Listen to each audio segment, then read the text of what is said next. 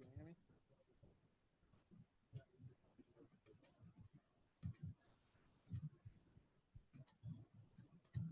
Can you hear me? Can you hear me?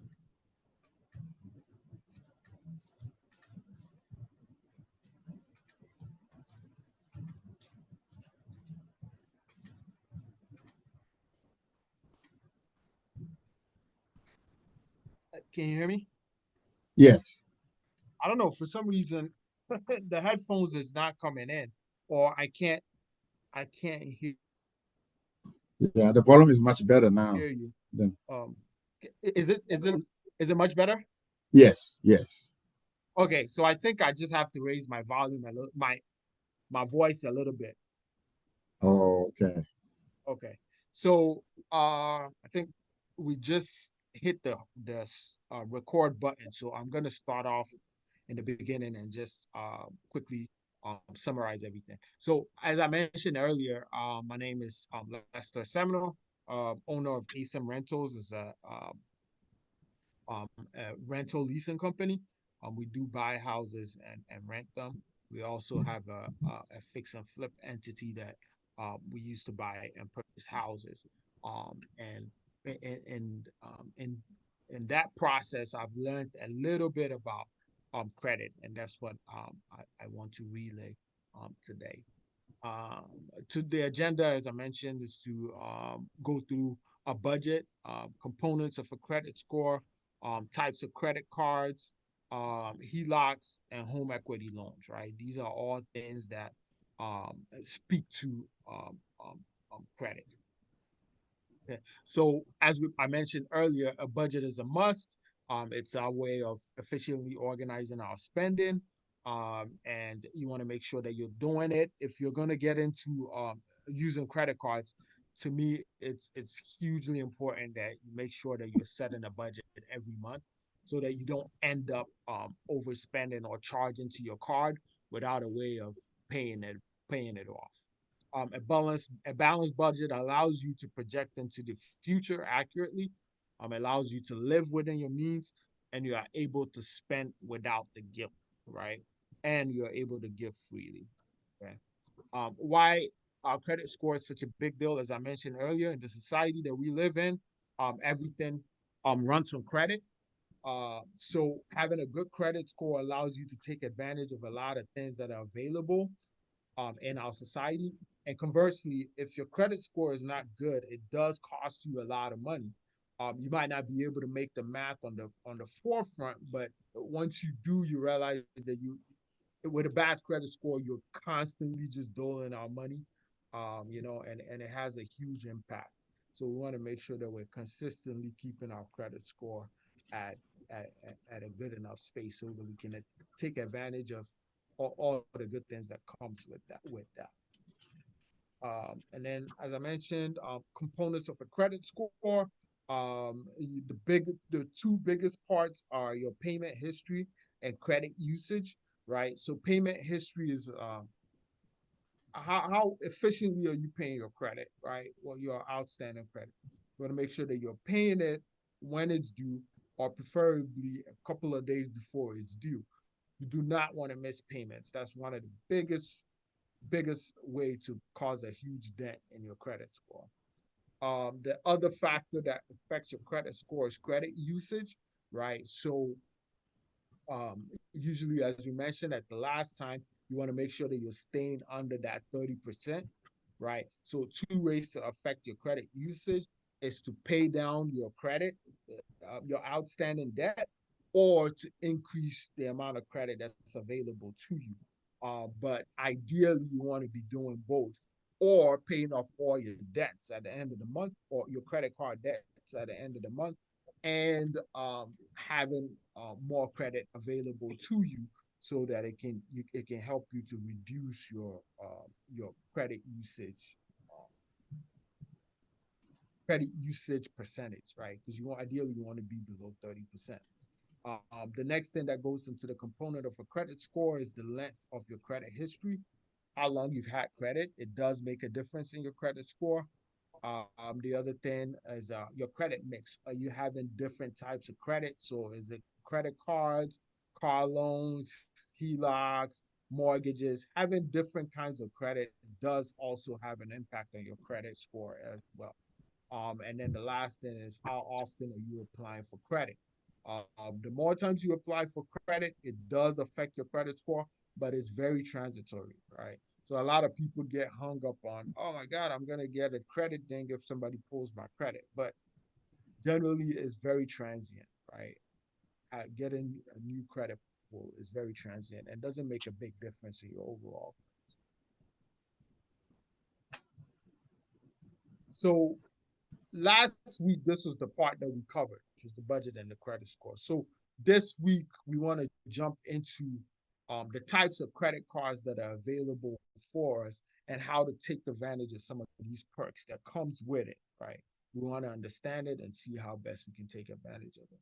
So some types of credit cards that are available, you have no interest credit cards, you have travel reward credit cards, you have cashback credit cards, you have business credit cards, right? By no means is this an exhaustive list of the types of credit cards that are available.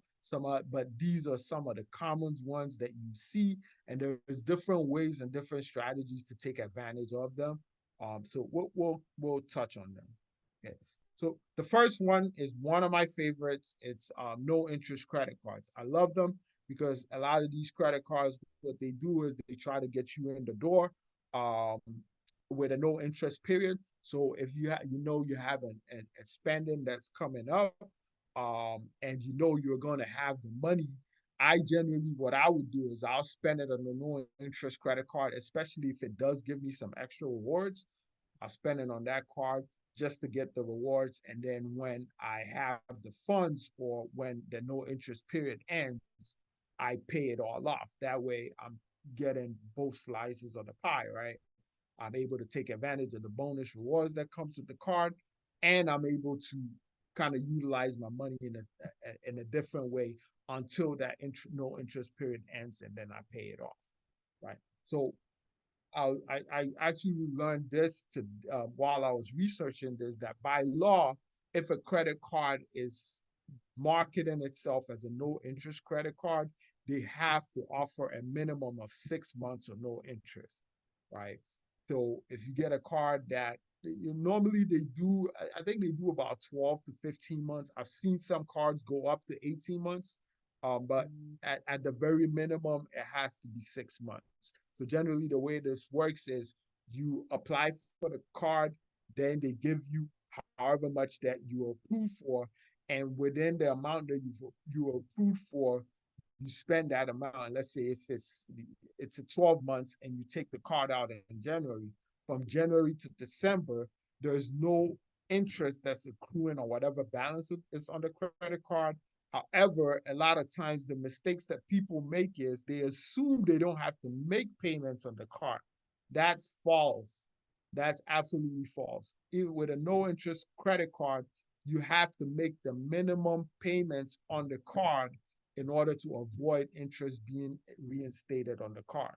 So if let's say you're given $10,000 no interest for 12 months, and you put $100 on the card, generally they will have a minimum payment of maybe, let's say, $10. When that statement balance comes out, you want to make sure that you're paying that $10 minimum in order for the card to stay as a no interest credit card. A lot of times, if you don't make those payments monthly, they will they will cancel that no interest on period, and whatever balance that you have on the card will be subject to an interest. And usually the interest is very large. It's like 25 to 30 something percent. So it doesn't help if you're not taking advantage of what the card is being offered as, right? um, this cards like these can be very effective in helping to mitigate compounding interest. So let's say you have some kind of outstanding debt that is accruing an interest.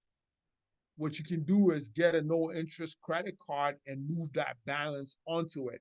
But the caveat that I give with that is you need to make sure that you have a plan to be able to pay that card off once the no interest period ends. Because a lot of times when that no interest credit card period ends, whatever balance there's there, they're going to charge you the interest for that time period where you had no interest, right? So if you had 18 months, no interest, if you don't pay the card off after that 18 months, they're going to charge you that whole interest that would have accrued during that 18 months, which kind of make defeats the purpose of having the no interest credit card, right? So with these cards, usually you can do what's known as a balance transfer. So if you have an outstanding debt somewhere else, you can balance transfer into that no interest credit card. Usually cost about 3%. So you want to do a cost benefit analysis to make sure that the amount that you're transferring over, the fees, doesn't defeat the purpose of moving that no interest, right? So let's say if you're moving $100 from a interest accruing card to a no interest accruing card, but the fee is going to be $100, it doesn't make any sense. You might as well just go ahead and pay that card off rather than doing a balance transfer. Okay. So I'm going to pause here and see if anybody has any question concerning this particular no interest credit cards, because I feel like it can be a very effective way of dealing with debt, especially debt that's spiraling out of control.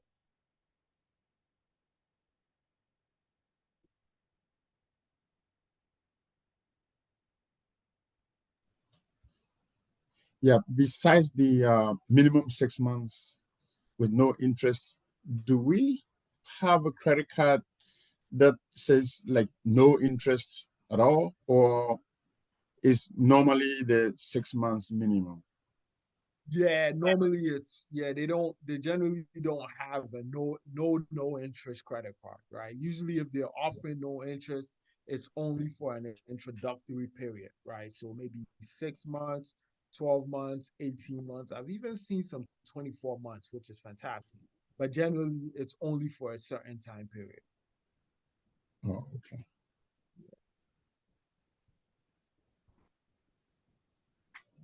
So the way that I usually take advantage of these cards is when with the way ticket prices have been going to Ghana.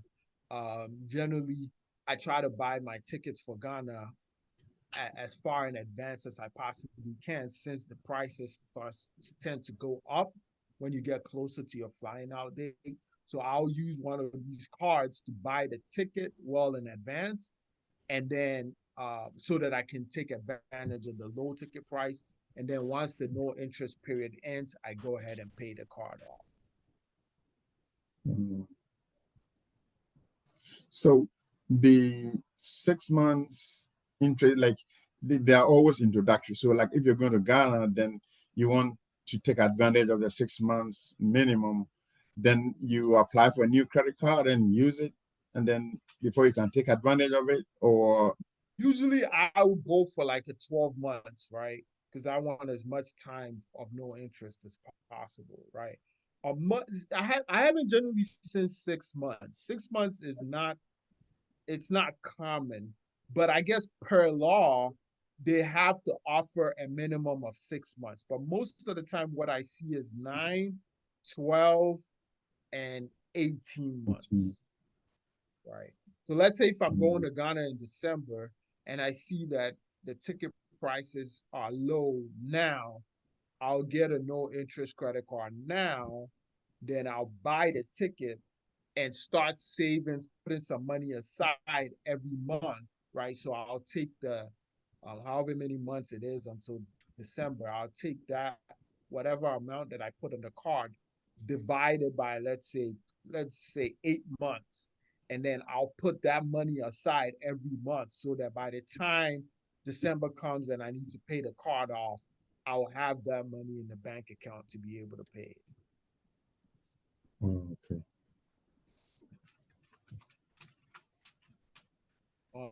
The next credit card I want to speak on a little bit is travel reward credit cards. Now these credit cards are usually co-branded by airlines or like hotels. And what they are doing is basically it's a marketing strategy by these companies to get people to spend on their cards or visit their particular whatever product that they're selling. It's a way a branding exercise to get more people into that, right? So you can take advantage of this and use their credit cards to accrue miles or points to be able to use your product, right? So how usually the points that you earn is related to the amount of money that you spend on the card, right? So spending upon opens rewards that can be used for travel, right? Usually they offer introductory sign up bonuses, which can be very huge if you spend a certain amount on the card, right? And then that opens up the point system for you to be able to use on their cards, use on their airline or hotel or whatever. Some of them have annual fees, some don't. Now, a strategy that I use with the ones that have annual fees, again, I divide that annual fee by 12. And every month I put a little bit of money aside to pay so that when that annual fee comes in, I don't get surprised and I can pay it off, right? Because a lot of these cards, the the card pays for itself even when you consider the annual fee that they assess. And I'm going to give an example to show. And then it can potentially save you a lot of money on travel. So, for example, the most recent one that I'm working on to try to qualify for is Southwest. Southwest has this credit. They have this program called a Companion Pass. So basically, if you qualify for it, whenever you're flying, if you buy one ticket, you can bring somebody else along, and that ticket is free, right? So let's say you book a ticket to California and you add your companion pass, you have a companion pass, you can bring your companion with you and only have to pay for one plane ticket. So the way Southwest Companion Pass works is they say, okay, if you're able to earn 135,000 points throughout the year, that opens you up to be able to receive the Companion Pass. Now, your question is, how in God's name do I earn 135,000 points in a year, right? I can't spend $135,000. But this is where the introductory sign up bonuses come in. So Southwest has a card, one card that if you spend $3,000 within, I think, a 3 month period, you earn $50,000, 50,000 points. And then they have another card, which is a business card that if you spend, I believe, is another 3,000 on that card, it allows you to earn $80,000, right? 80,000 points on the card. So you combine that, that gets you to about 100 and uh, I'm not good at math, but that gets you close to about 120 or that 100, close to that 130. So all you have is a few more point or a few more spending to do on that card. Let's say maybe $5,000 left on that card. If you if you take a typical family budget, you are going to spend about $5,000 within a 6 month or a 1 year period. So if you're putting all your spending on the card within that 6 month period, you should be able to earn that 135,000 points that it takes to get the Southwest Companion Pass. Now, once you have that pass, that opens up that travel rewards for you so that you're able to take your companion with you whenever you're flying. Another card that's very popular is the Delta Amex card. With the Delta Amex card, if you get the card, I believe it gives you free bags, free check bags when you're traveling. So a lot of times that comes in very handy when we're traveling to Ghana because instead of having two bags, you can go with three bags, and that's going and coming. So when we're coming back, we're able to load up a lot of stuff and bring it with us.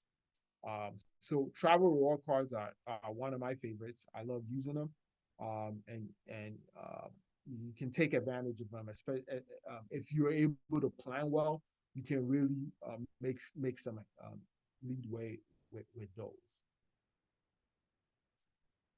Another type of credit card that's available is known as the cash back credit card. With this, basically, you get a percentage of whatever money you spend on the credit card is given back to you as cash. Sometimes they deposit into your bank account, or sometimes they give it to you as a credit statement. So in that sense, it reduces the balance on your credit card, right? And sometimes it can be a flat percentage. So some credit cards will say, we'll give you a flat 2% cash back on whatever card, whatever amount you spend on the card. Or sometimes they'll say, okay, we'll give you 5% on groceries, or we'll give you 3% um on gas, or whatever percent, depending on the category, right? But in essence, basically the card pays you back for using it, right? And these cashback cards can be very effective, especially if it's in a category that you do a lot of spending in. So let's say you have a favorite card that you use for groceries. You can get a ton of cash back on those cards if it's strictly used for savings, especially if it's 2 or 3%. A lot of times these cards also offer what's known as welcome bonuses. So they're like, okay, if you spend $1,000 within this certain time period, we're gonna give you $200 back, right, as a statement credit or whatever. So they do offer welcome bonuses too that can be very enticing. Another credit card that's available is business credit cards.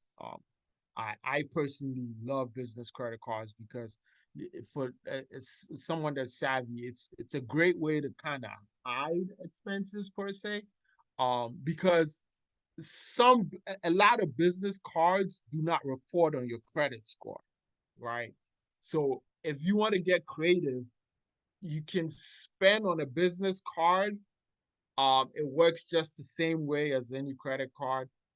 But the good thing with that is it's not gonna affect your credit score. So let's say if you have something that you need to do, like let's say you're trying to buy a house, but you need to have some spending, big spending, you can use a business card to do that spending.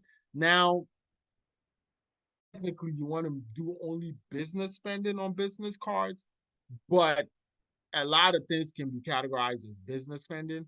You just want to make sure that you're careful.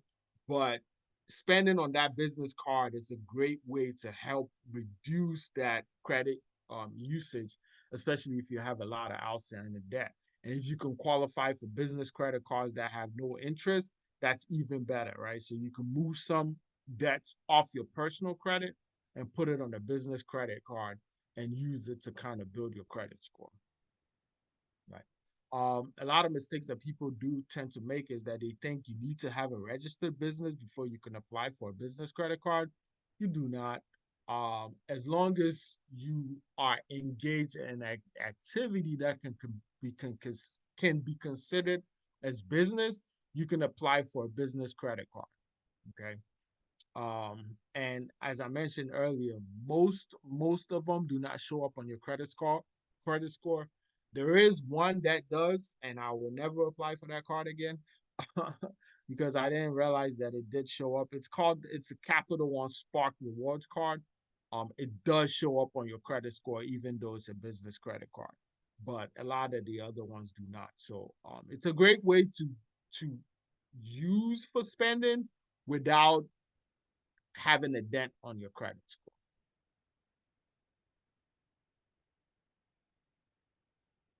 Okay. So I think that brings me to the end of the credit scores, the credit cards themselves. So do we have any questions pertaining to business credit cards, travel credit cards, cashback credit cards, or no interest credit cards? Do we have any questions in that area?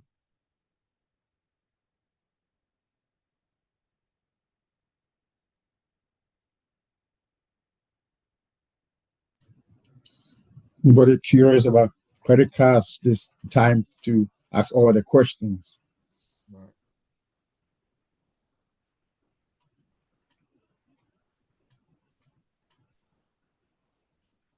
Okay. So the next Just, next. besides getting offers, in the mail, Mm-hmm. soliciting for your getting a credit card. I mean, you can call and negotiate for like low interests or no interests, like a year or year and a half. You can call and apply the credit card, by phone and negotiate the terms. Yeah, for sure. You can do that. But it depends on the credit card as well. Some credit cards do not offer that at all. Like, so I know like the Delta Amex credit card, I know that's not even an offer they make at all. So like if you ask them for a no interest period, they most likely are gonna say no. But credit card like Bank of America offers a lot of no interest credit cards. Wells Fargo offers a lot of no interest credit cards. Chase has a robust no interest credit card, especially on their business side. The Chase Ink cards, they're fantastic. Like on business spending, we regularly get like $1,000 cash back on the Chase Ink business credit cards. Um, so their um, Chase Ink is one of the best ones that you can use for no interest and as well as business credit cards. Very good.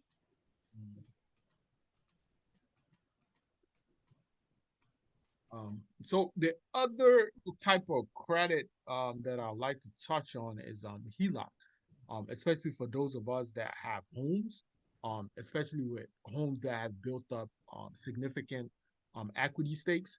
Um, we can have access to that equity and use it wisely. And I do emphasize wisely because once that money hits your account, it's very easy to overspend on it or spend it because you feel like it's free money. But you have to have whatever amount that you're spending, you have to have a really strategic plan on how to pay it back. So when we say equity, all we mean is that, like, let's say you buy a house and it goes up in value. So let's say, for example, I bought my house for $100,000 and I've lived in it for a certain period of time, and now the house is worth $300,000, right? The bank does offer me the option to take out what's known as a HELOC on that house that has built up equity, right? So, are you able to see my calculator? Yes. Okay. So let's say I bought a house at $100,000 with a mortgage. And after let's say 5 years, I have an equity stake of I have the house is now worth 300,000, right? At that 300,000, the bank is willing to give me a HELOC or a line of credit up to 80% of that $300,000 value minus the mortgage that I have on the home. So let's say that the mortgage I have left on the house is $50,000, but the house is worth $300,000 now. They'll say, so the math is 300,000 times 80%. So that's zero point 0.8, meaning that you can have a new credit line of about 240,000. However, they're going to subtract your current mortgage balance from that. So they'll take off the $50,000 that you have in the mortgage. So that means that on that, if you apply for a HELOC, the amount of money that you're going to make available to you is $190,000 that you have. It comes in as a line of credit that you can have access to at any point in time, right? So that $190,000 they give it to you as a credit line. You, however much that you pull on it, that's what you pay interest on. If you don't pull anything, you don't have to pay interest on it, right? So let's say if I take 20,000 out of the 190,000 that's available to me as a HELOC, then they're only going to charge interest on the 20,000, and the 170,000 that will be left over, you don't pay interest on it, right? So HELOCs are a great way to invest if you know you have a timeline for when the returns are going to happen. So let's say, for example, I had my brother that was purchasing a business in Connecticut, right? A storage and a moving and storage company in Connecticut, and he needed some funds to close out the business, and he was offering a pretty nice return. I think it's about 15% with equity stake in the company, right? So I was willing to take out a HELOC and invest in his business because I knew I was going to get the returns to pay the interest on the HELOC. Plus, at a certain point in time, I'm going to get that capital back to replenish that credit line, right? And a store offers me the ability to have a stake in his business, right? So the credit line just offers me the ability to make investments if I know I'm gonna get that return back. Now the danger is you get that credit card, that credit line, and you feel like it's free money, and you start buying certain things that are unnecessary, doesn't bring a return. That's when you run into trouble. So you have some people that will get a credit line and buy a new car, go splurging, and it gets really bad because at the end of the day, you're gonna have to pay that money back, right? And if the house value drops, then you have issues, especially if you need to move on from the house. So the caution that I give with HELOCs is you definitely got to make sure that if you're spending on the HELOC, you have a plan to be able to pay that money back and quickly if you need to, right? And as I mentioned earlier, with the HELOCs, you're only going to pay interest on the outstanding balance that you have, right? So that line can be sitting there. If you don't use it, you don't pay any interest on it. But whatever balance that you use, that's what you'll pay interest on it. Generally, HELOCs can be quite high in interest rates, but I find that credit unions offer the best rates on HELOCs. There are certain companies that offer them, but generally their rates tend to be really high. So I've seen some that go as high as 10 to 15%. And I've seen the credit unions that can go as low as 8% or 6%. It just depends on what interest rates are doing. So I want to reiterate that HELOCs can be a fantastic tool for investments.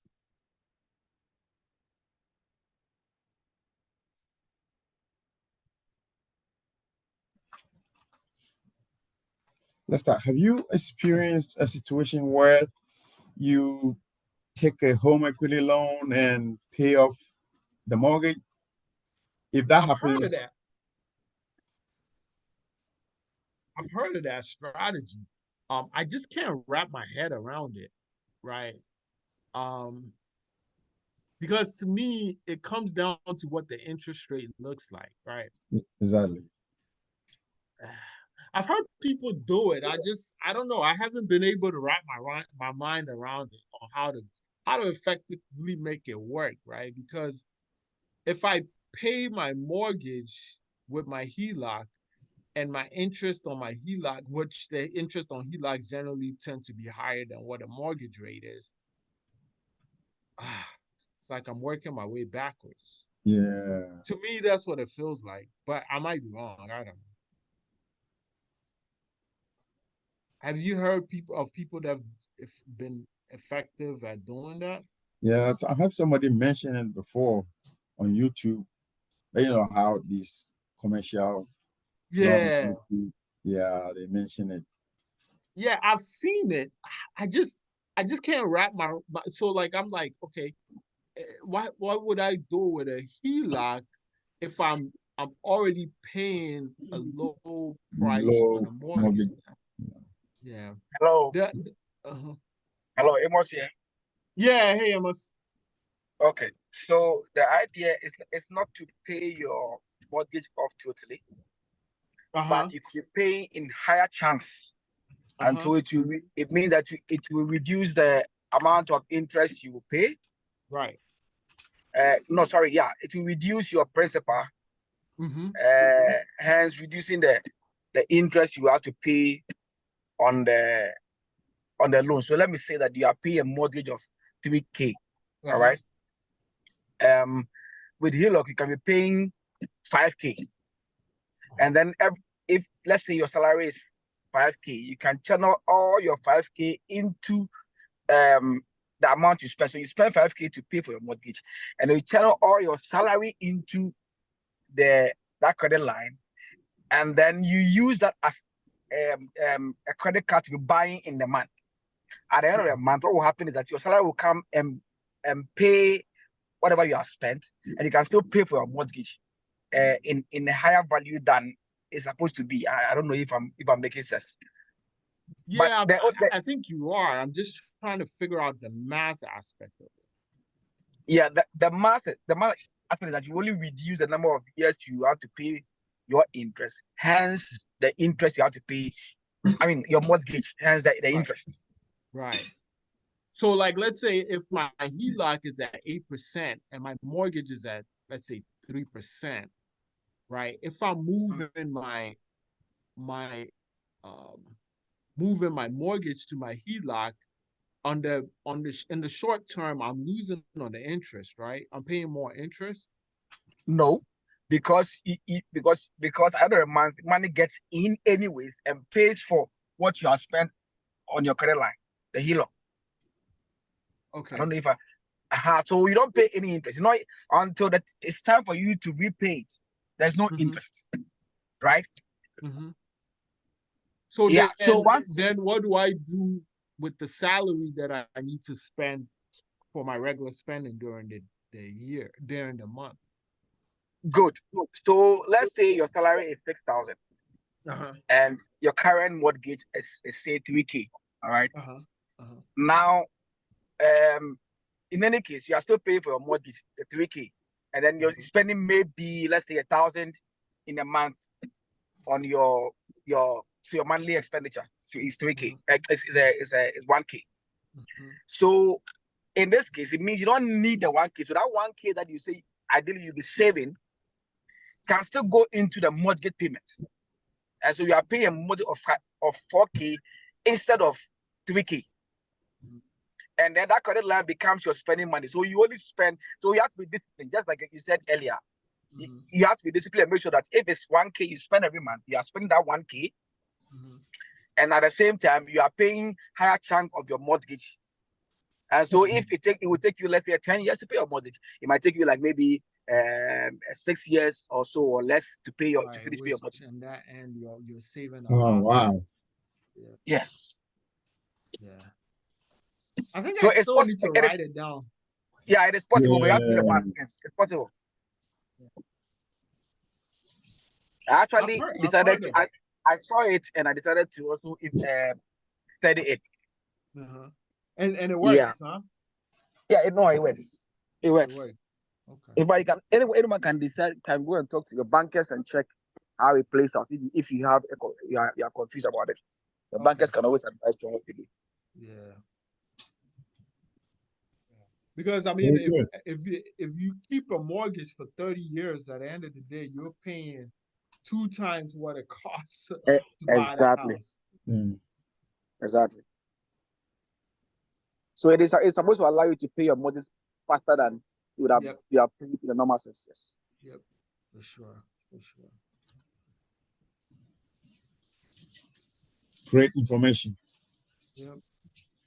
Okay. And then in the same light is the same thing as a home equity loan as well. A home equity loan is similar to a HELOC. So you can get 80 to 90% of the equity in the home. The only difference with the home equity loan is that you have to make principal payments as well as interest payment as well. So it can be a little bit more expensive on the front end, but it keeps you disciplined to make sure that you're paying down on that loan, and not just the interest, right?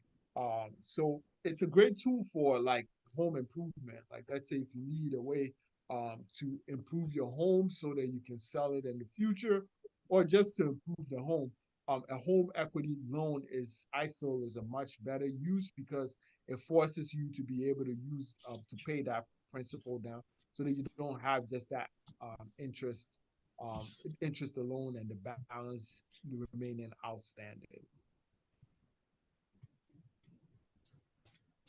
So that is it for as far as my presentation goes. I'm going to leave a few minutes. Again, if there's anything that we want to discuss or any questions that we have.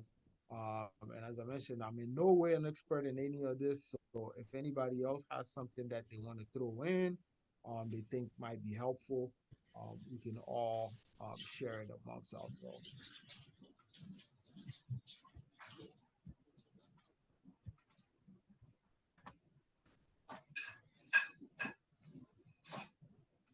So let me ask a question then. Like, how do people and anyone can answer. How do we feel about credit cards? Do we feel like it's an evil, or do we feel like it's necessary? Do we tend to use it, or for the most part, we stay away from it?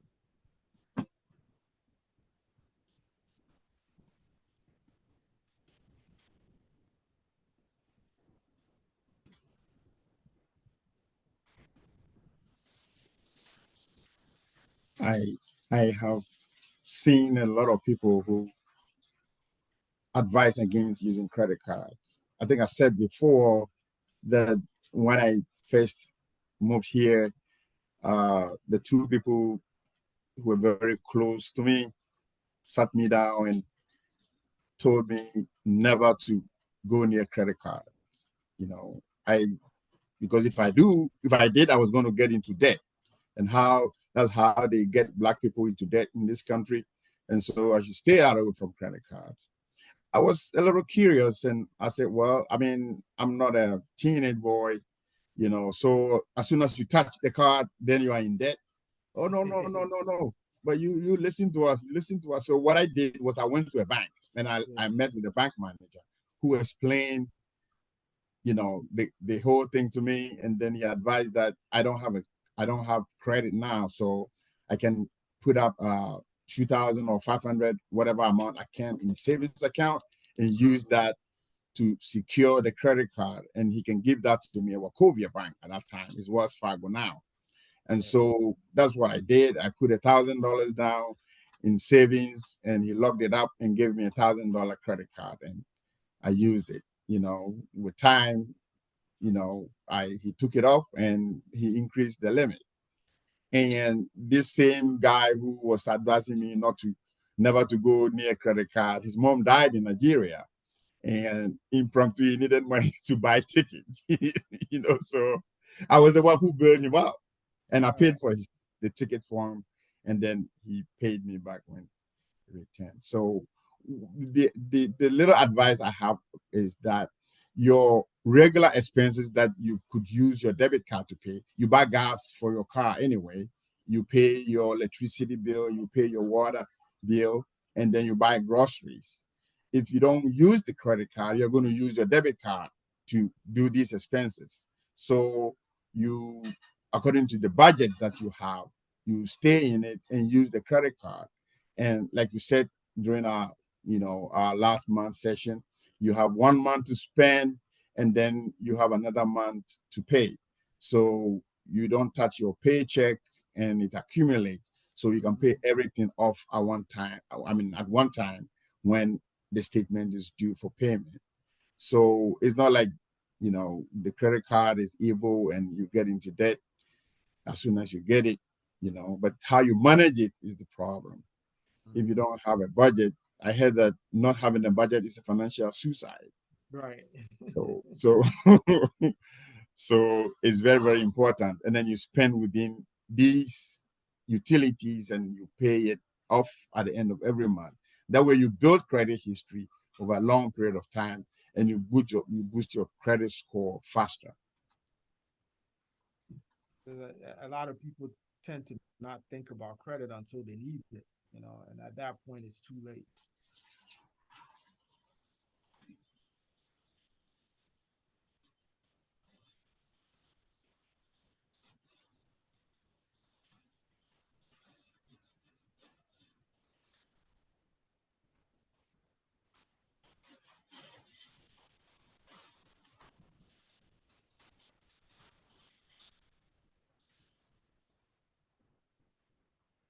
All right. So that was the end of my presentation. Mr. Richard, is there anything else that you wanted to add to it? Anybody has extra contribution? We have 30 more minutes. So those who have been here for a long time and have other experiences on credit card, or if you have any more questions, or if you have learned any new thing that Lester didn't mention, you can bring it up so we all share.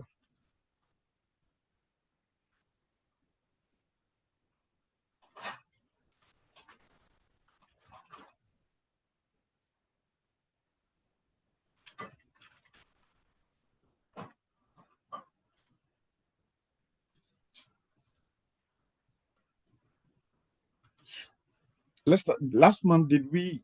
I think I'm gonna jog my memory a little. Did we talk about how to repair the credit Yeah, we did. card score if you Mhm. have very low?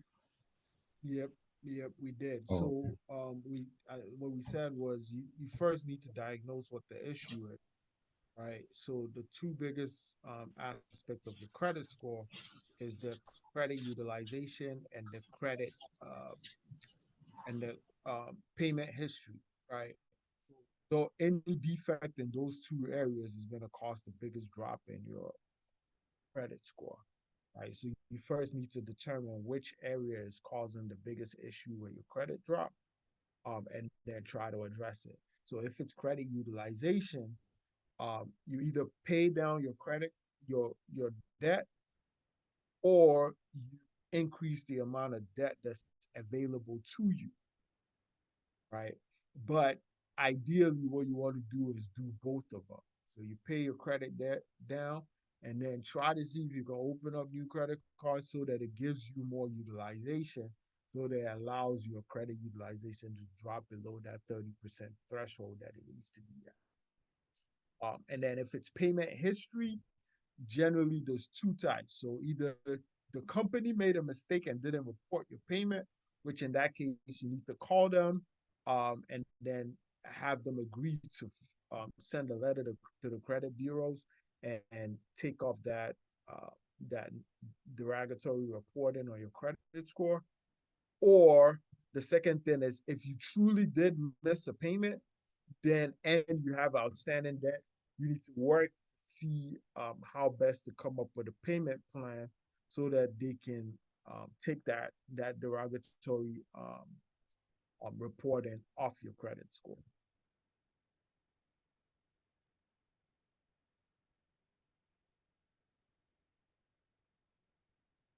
what about the companies that advertise they can help you get out of debt, and if you have bad credit score, they can help you fix it, and advertising like that. Yeah. How does So that work? I don't have any experience with them, but what I do know is they're pretty much doing the same thing that I just mentioned here. It's they're reaching out to the companies. So first, what they do is consolidate your debt, right, into one easy payment, right? So you pay them, and then they contact all the companies that are reporting derogatory payment history on your credit score, and negotiate with them. So let's say if you owe $1,000, they will negotiate with those guys for you to pay only maybe $500. Then they'll do that with all the multiple companies that are reporting, then consolidate all those payments and say, okay, you pay us $500 a month, then we'll pay all these other companies plus our fees. You know what I'm saying? So it's kind of like, if you have the time, you can do it yourself. But most people don't have the time or the know it to to do it themselves. So that's why these companies do flourish. You just got to make sure that the company that you're using is reputable and they're going to do what they say they're going to do. But generally, you want to diagnose what it is that's causing your credit score to be low, and then target your repair to that.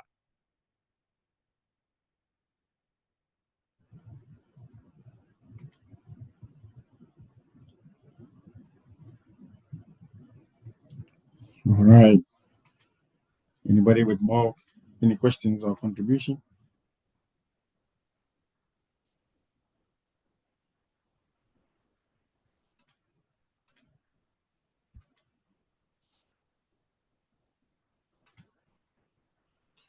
Wow. Hello. Yep. Hi. My family. Yeah. I hope everyone is doing well. Good, man. How are you? Yeah. Story time. Yes, sir.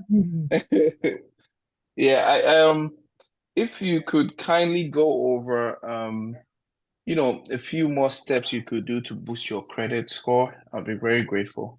Because I think I stepped away for a little bit. Just some things that you can do to boost your credit score. Thank you. Right. So with that is generally, like I mentioned, for the most part, you got to first figure out what the issue is with what's causing your credit score to be low, right?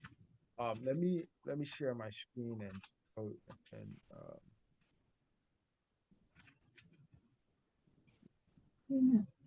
This is not.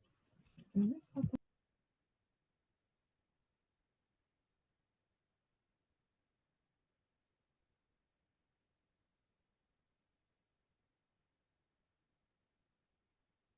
so this. Do you see my screen on?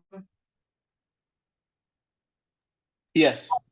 All right. So these are the 5 things that make up your credit score, right? So the payment history is the biggest factor, and credit usage is the biggest factor. The other three, they're they're they're relevant, but they're not as big a factor, right? They're almost negligible, right? So I'll speak on length of credit history. You can't control. Basically, is how long have you been using credit? So generally, you don't want to close your oldest credit, right? So your oldest credit card, you want to keep it open and just use it maybe once a year so that you're constantly having it open. And that's what would improve this here, which is your length of credit history. The credit mix is basically what kind of debts do you hold, right? So generally, this credit score, the more variable your debt is, the higher your the credit mix is, the better it is, right? So they want to see credit cards, automobile, mortgage. I wouldn't worry about this too much. As you progress in your debt, your credit usage, this in general will fix itself. So it's not a big deal. New credit application. So anytime that you pull your credit score or have a hard inquiry, it does put a ding on your credit score. But again, I won't worry about this because it's transitory and it usually falls off and doesn't make a big difference in your credit score. So these three, I'm not too concerned about. Is these two that are your biggest problem. So payment history is huge. If at all you can, do not miss a payment. Ever. Don't ever miss a payment if you can, right? But if you realize that this is where your biggest problem is, you want to make sure that you find out it could be one or two things. Either you made a payment to a company, but they didn't report it, which in that case you will reach out to the company and tell them to fix the issue, right? And you want to make sure you have it in writing and tell them to go back and report their correction to the credit bureau, right? That's number one. Number two, if you did miss a payment, then you have to work it out with the company that you missed the payment with or have a debt with and try to set up a payment plan, right? So let's say if you're not paying them anything at all, you haven't been paying them anything at all, like you have $1,000 outstanding and you haven't been paying them at all for years and years and years on end.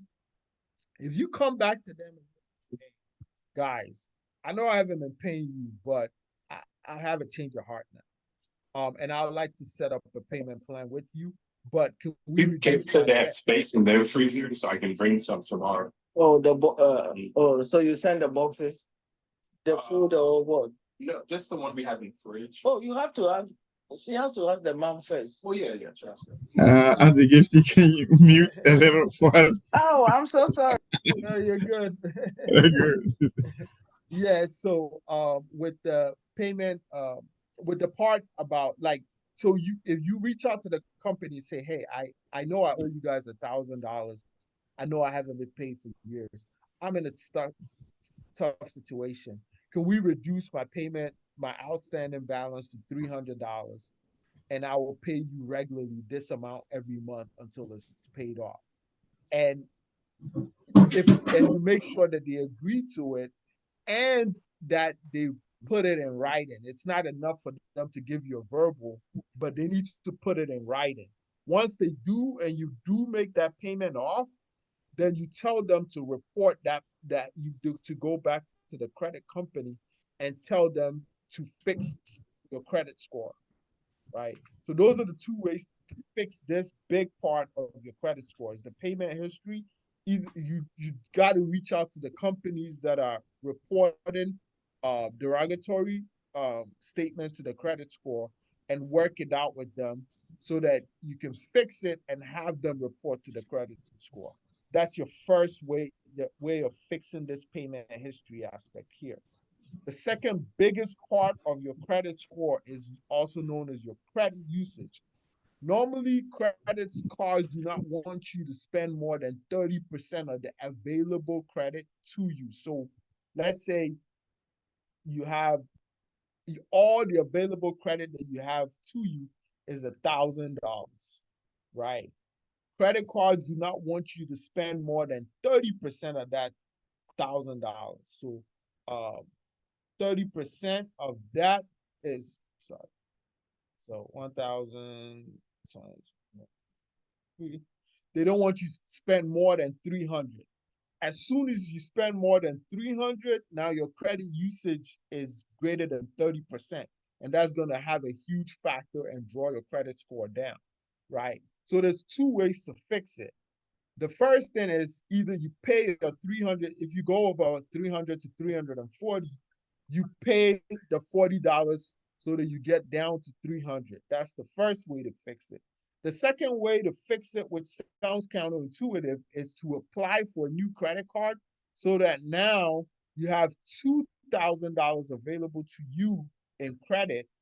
Then if your balance stays at $300, right? Now it's no longer 30%, and I'm gonna have to do the math here, which I don't like to do. Uh, well, let's just suffice to say it's no longer going to be 30%. It's going to be less than 30%. And that's what will help to reduce your credit usage, right? So I usually recommend to do two things: pay down your credit and also try to get more credit so that you are able to reduce your credit utilization. Now, did that make sense? Yes, it did. And I'm guessing this means this same thing goes for somebody who is basically starting out on his or her first credit card. Right. So Let's say somebody starts off, oh, sorry. No, go ahead. Go ahead. Let's say someone is starting off with his or her first ever credit card, and the person is given like a $500 limit credit card. The 30% usage still stays the same. Keep doing all of these things. And what will boost the person to, let's say in the future, be given more volume in terms of, like, let's say they move the 500 to, let's say, 1,000. This is in relation to a bank credit card. Right. So that 500, you don't want to spend more than 150 if 500 is the only credit available to you, right? So the more that you use the card and they get familiarity with you, you can go back and ask them for a credit increase. So let's say you've been using the 500 for 3 months and you're consistently staying under the 150. You can call them and say, hey, I've been using the card for a bit. You can see my credit history. You can see my payment history that I'm making my payment regularly. Can you bump up my credit line? Right? Then they'll probably give you $1,000. That $1,000, you want to make sure again you're not spending more than 300 on it. You do it for like 3 months, and then after that 3 months, once you're getting the reporting on your credit score, now you can go apply for a new card, right? And that new card might give you another $1,000. So now the available credit to you is around $2,000, right? So when you first start out, it takes about a year for you to really get a good enough credit score for you to start being able to apply for huge sums of money, right? So ideally, you start off with being a authorized user on somebody else's credit card. Then you move on to getting an introductory credit card for new users. Then once you build the credit on that, you move on to the next, you move on to the next. It'll take about a year for you to get a solid payment history. Then you start to see that the credit cards the credit companies are offering you more credit. And that, in essence, continues to build your credit score. Okay, thank you. So in this period where you're starting off with your first credit card, it is imperative or important to make sure you never even skip, let's say, even a single payment, because Don't ever, yeah, don't because ever, that's when ever, you ever start and you're miss a trying to payment. prove yourself to see that you are a good credit holder. Don't ever, Okay. ever miss a payment. Ever. So even missing one payment has Don't gross effects on your. don't ever miss a payment. So don't ever. I'm because like even one bad, even one bad report on this part of your credit score can affect you for years and years and years. It takes 7 years for this to fall off. Okay. Wow.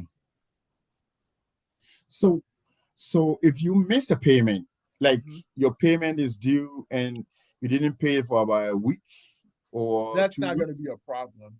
that's, so how long do you have to miss before they get reported? So you got to figure out when your credit card reports to the bureau, right? So and it differs with different cards and different debt systems, but so you can't really put a pin on it. It's in the fine print of your credit thing. They'll tell you when they report it to the credit bureau. So you want to make sure that you at least make that payment before that report is made. Now, it could be 7 days, it could be a month, it could be 3 months. It just depends on the credit card. But what you do not want is for them to report that missed payment to the credit bureau. Okay. Right. Another interesting thing, I think it was on a documentary on YouTube, but I need to find that.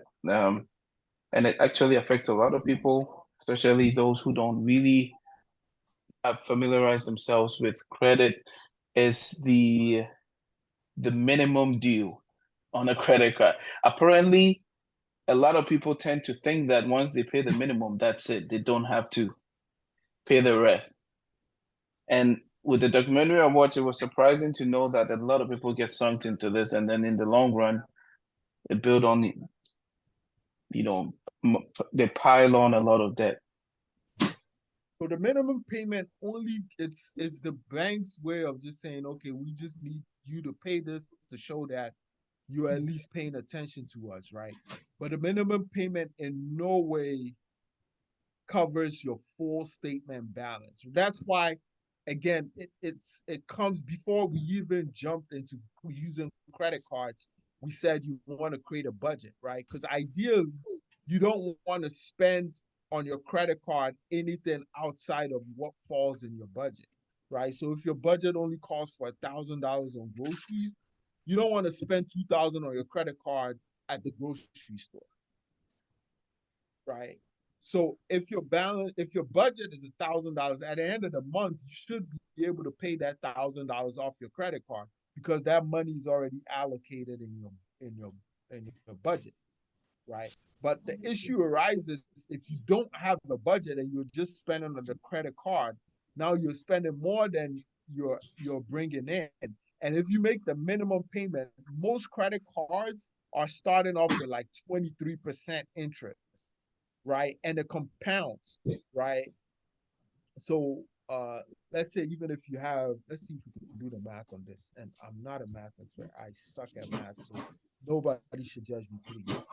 Um, so let's say even if you have $100 on your credit card, right, and you're at 25% interest rate, right? So you're gonna add $125 to your credit card at the first, as soon as you make the minimum payment.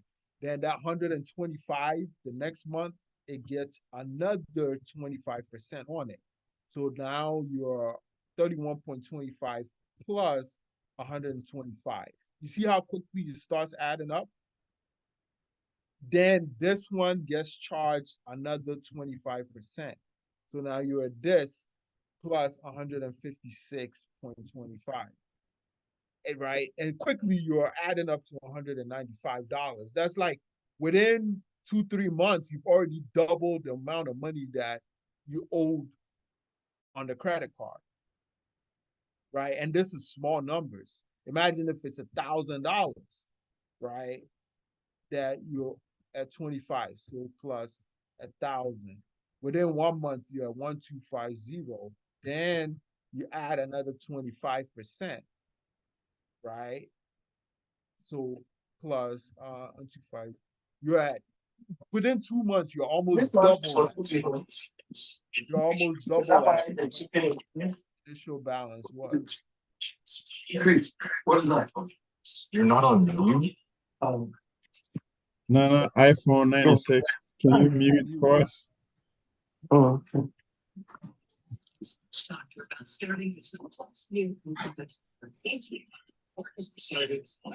oh boy. iPhone 96.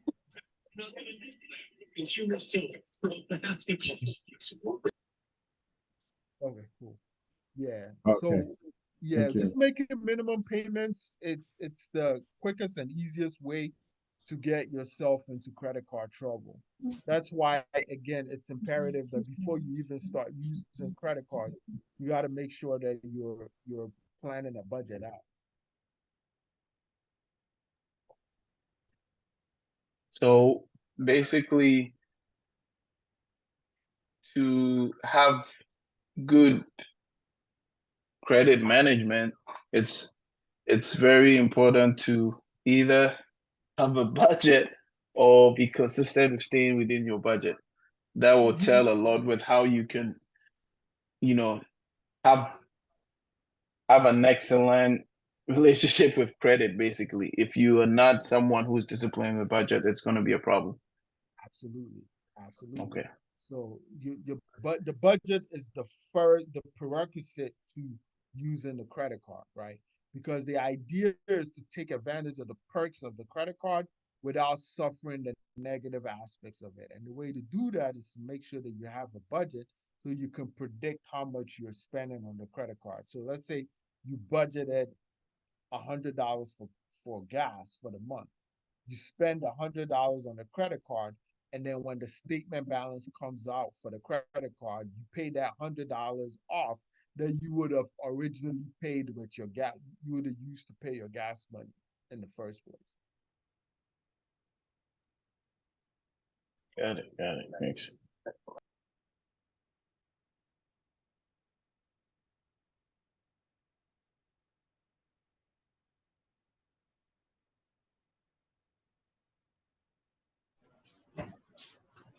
So let's start. Maybe we have some few more minutes. Um, is it good to use a debit card at all for transactions, daily expenses, than credit card? Absolutely. If you feel like, hey, for me, I don't think I'm disciplined enough, or I just don't prefer using credit cards because I don't think it works best for me. For sure, use a debit card, but you got to also understand you can't use a debit card without having a budget, right?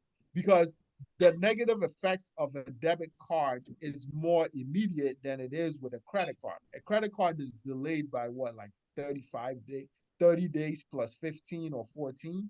So you don't see the immediate effects. It's just that with a debit card, if you don't have the money, you see the immediate negative effects, right? It's the same thing. You still got to make sure that you're using a budget.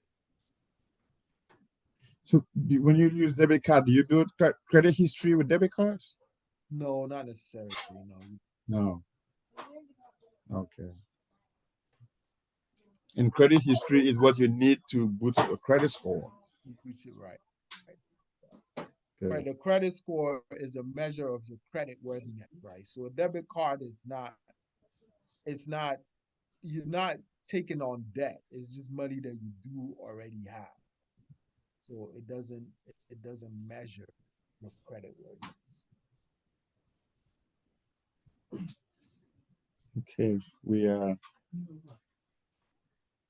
almost done. Anybody has any last minute questions? I have one.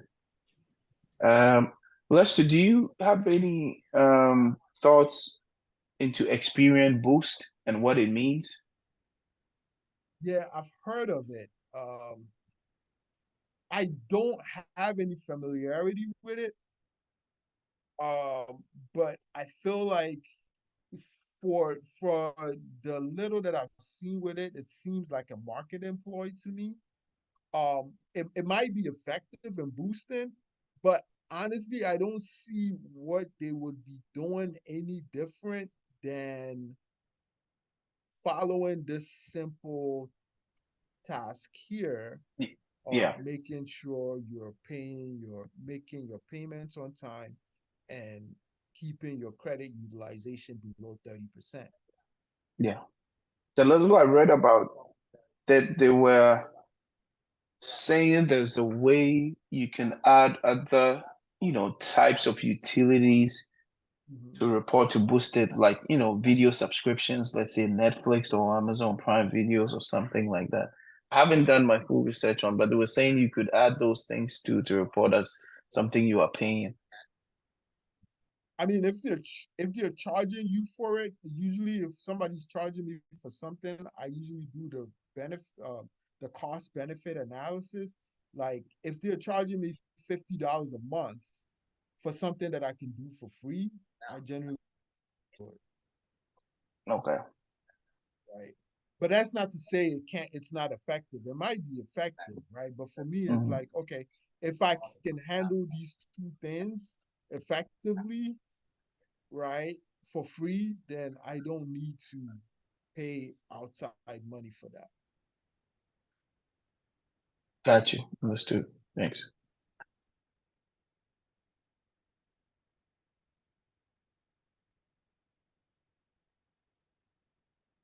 Any more last minute questions?